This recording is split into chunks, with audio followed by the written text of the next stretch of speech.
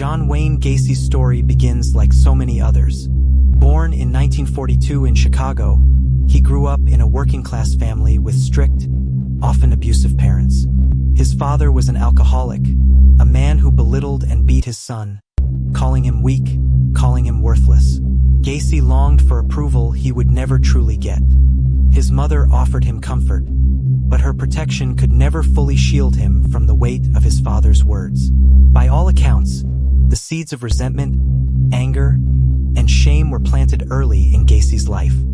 Take a moment to subscribe to True Crime Uncovered. Thank you. But childhood cruelty does not excuse what he became. Because while many suffer and grow stronger, John Wayne Gacy turned his pain into predation. As he grew older, he developed a disturbing pattern. Charm on the outside, darkness on the inside. He became a man who learned how to smile when he needed to smile, talk when he needed to talk, but hide when he needed to hide. In the early 1970s, Gacy looked like an ordinary man living in an ordinary Chicago suburb. He owned a small construction business. He was a neighbor people trusted, the kind of man who waved when you drove by, the kind of man who invited you over for a drink.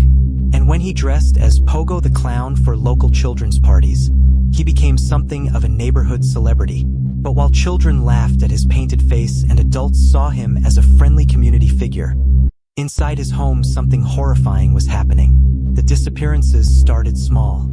A teenage boy vanishes. Maybe he ran away. Maybe he got into trouble.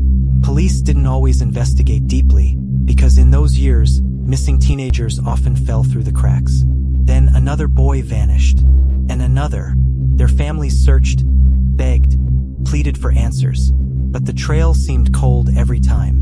What no one knew was that Gacy had perfected his lure. He targeted boys and young men between 14 and 21. He promised them work with his contracting business. He offered them money, meals, sometimes even a drink or a place to hang out.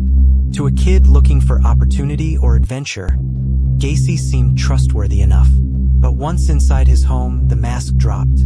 He had a sick trick he liked to play, what he called his handcuff game. He would pretend to show boys a magic trick, slipping the cuffs onto their wrists with a laugh. But once the cuffs were locked, the game turned into terror. That's when Gacy revealed who he really was. That's when his victims realized too late that they were trapped in the house of a predator. Gacy's violence was calculated, cold. He would assault, torture, and then strangle his victims. And afterward, he would bury them in the crawl space beneath his house. A dark and narrow underground chamber that soon became a mass grave. When the space became too crowded, he began disposing of bodies in the nearby Des Plaines River. For years, this went unnoticed. For years, he killed and hid behind the mask of normalcy. For years, the smell of decomposition in his home was dismissed as bad plumbing. Neighbors joked about it, asked him about it, but Gacy always had an excuse. And they believed him. By the time investigators finally caught up to him, John Wayne Gacy had murdered 33 boys and young men. 33 lives, erased in silence, beneath the feet of anyone who ever walked through his house. The turning point came in December of 1978. A 15-year-old boy named Robert Piest disappeared after telling his mother he was going to meet with a contractor about a job. That contractor was John Wayne Gacy. Robert was supposed to come home that night. He never did. His disappearance was not the type that could be brushed aside. Robert was responsible. He was loved, and his parents demanded answers. Detectives quickly traced Robert's last known movements back to Gacy. Suddenly, this man who seemed like an ordinary neighbor was under the microscope. Police placed him under surveillance, and what they saw raised even more suspicion. Gacy's behavior was erratic, nervous, unpredictable.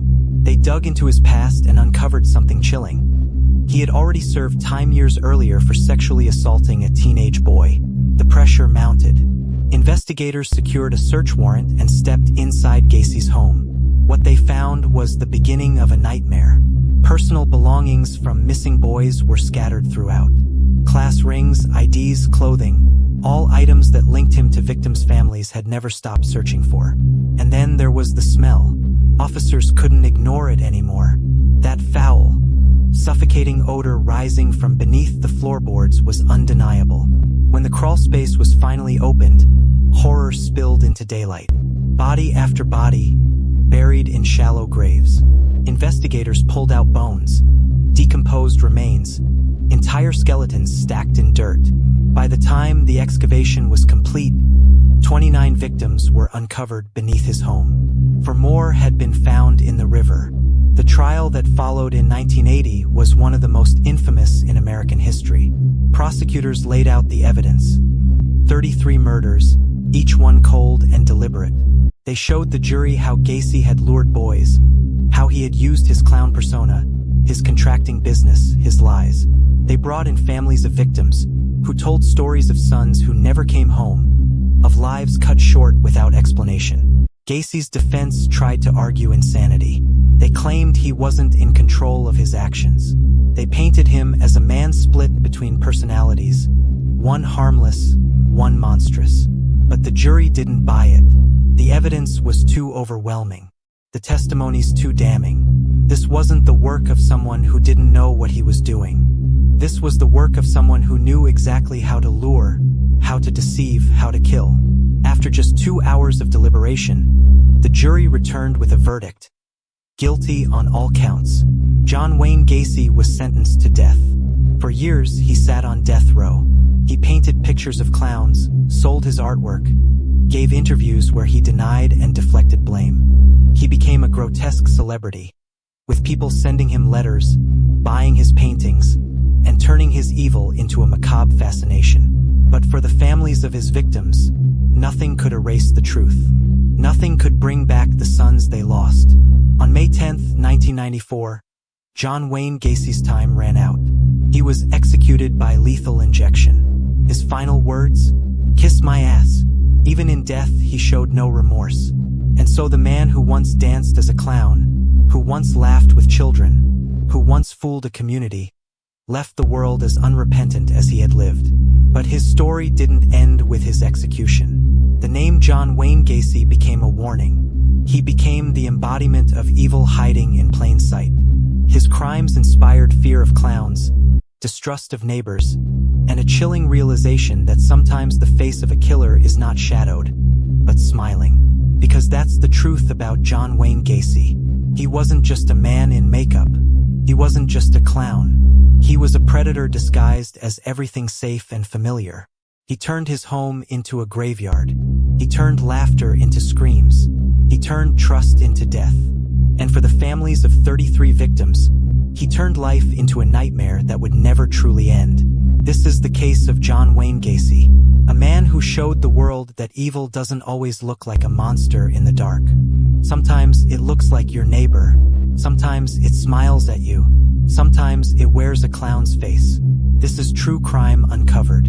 Like, comment, and subscribe for more stories that remind us of the truths that hide beneath the surface. Because every case deserves to be told.